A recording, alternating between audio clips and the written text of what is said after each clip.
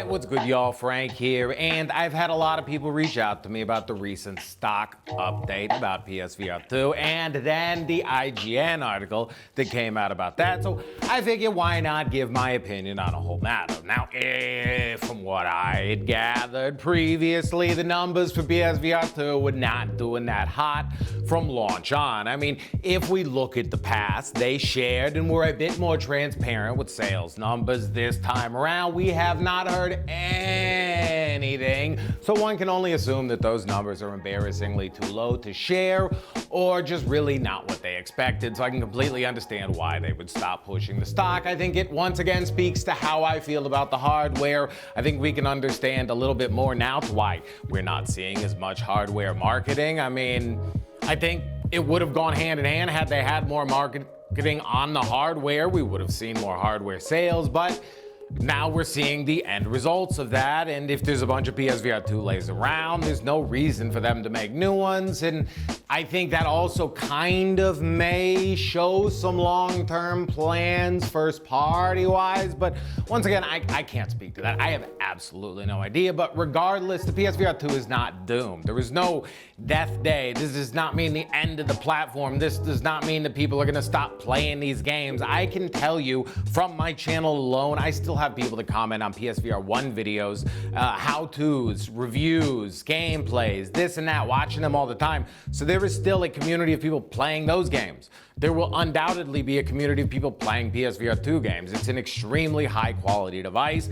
All we have to hope for is that developers continue to support the hardware and support the platform, because there's a chance that some of your favorite multiplayer games, like we saw in the past with PSVR 1, Starblood Arena, with Rigs, a few more to name, I just can't remember at the moment, online support was pulled.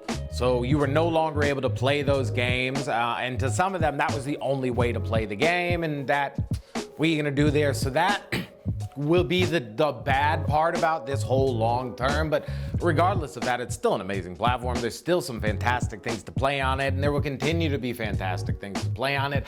I just don't know how long for, but regardless, the platform ain't doomed. There's, no matter what, it is a great piece of hardware, and if they do open it up to PC and you can plug it in and do a lot more with it, you'll see a lot of people jumping into that, and you may even see more sales from that, and you may even see a boost from that, and then that boost could say, hey, look, we're selling a bunch of PSVR 2s, maybe we should invest more time and effort into that, yada, yada, yada. Snowball keeps rolling, but as it stands, we look like we're at a bit of a standstill.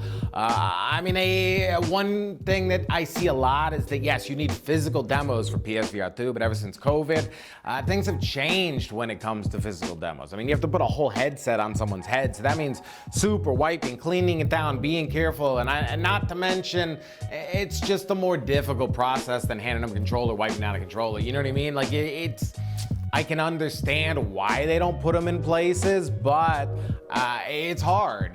Like, what sold me on consoles growing up was going into a Kmart and sitting in that little section and playing on the tiny thing and on the screen, and my mom would leave me there for hours while she went shopping, or she'd leave me in GameStop for hours, and I would try all those different, they had like 6 TVs along the wall, at least when I think it was GameStop, maybe EB Games when I was little, and you could try all the different games and consoles, and if you wanted to buy one, sometimes they'd even let you like swap it in and try it out before you buy, and once again, I'd be there for hours. I think they got tired of that, but I feel like that was their version of what I call the scooter kids at the skate park these days, but regardless, that's what we need.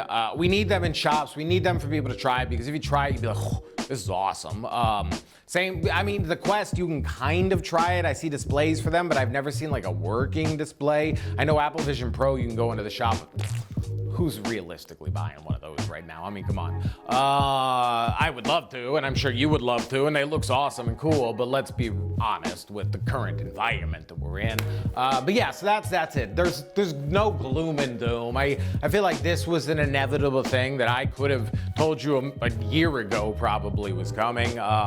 So I think that most articles and stuff that you see are clickbait. I mean, the title of this one probably made it seem not like clickbait, but you know know what I mean? Like I tried to, I don't know. I write big titles and no one clicks on them, and I write the little titles like this, and y'all click on them. So at the end of the day, you are dictating what I have to title these along with everybody else. So I don't know who that really speaks to, but regardless, I hope you're having a great day. I hope you have a great week. I hope you had a good Monday. I hope you had a good weekend. I hope you have Easter's coming up. If you celebrate, I hope you have a great Easter, and everything else. Just keep relaxing here and now. Don't forget that. And as always, you're the best. Keep doing it. Number one in mind, and freaking subscribe. I mean, come on, nah, smudges.